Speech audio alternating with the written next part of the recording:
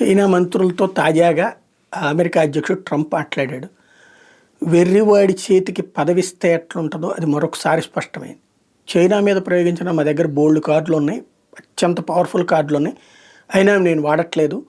వాళ్ళ దగ్గర కొన్ని కార్డులు ఉన్నాయి మా మీద ప్రయోగించడానికి, వాళ్ళు వాడట్లేదు, కాబట్టి ఏం చేయట్లేదు. అసలు అమెరికాకి వ్యతిరేకంగా పుట్టింది చైనా.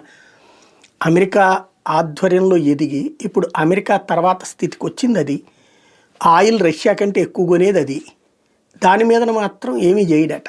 ఎందుకంటే అమెరికన్ కంపెనీల ఇన్వెస్ట్మెంట్స్ అన్నీ చైనాలోనే ఉన్నాయి. చైనా దెబ్బతిందంటే అమెరికాలో ఉన్నటువంటి వ్యాపార సామ్రాజ్యం కుప్పకూలిపోతుంది. ఎందుకు ఇప్పటిదాకా అమెరికాలో పనులు కడుతున్న వాళ్ళందరూ అక్కడ చైనాలో ఉత్పత్తులు తయారు చేయించుకున్నట్టు కుప్పకూలిపోతుంది. కాబట్టి చైనాని కాపాడుకురావాలి. చైనా అందుకని నేను నీకు చేతనైంది పీక్కుంటే పీక్కో పోరా అని చెప్తోంది. వాడు పీక్కునేది ఏమీ లేదు. రష్యా దగ్గర నుంచి ఆయిల్ అత్యధికంగా కొనేది అదే. అయినా సరే పిచ్చి పిచ్చిగా మాట్లాడుతూనే ఉంటాడు ట్రంప్. తను ఏం మాట్లాడినా సరే ఆపేవాడు లేడు, అడిగేవాడు లేడు అనేదే ధైర్యం ఆయనకి.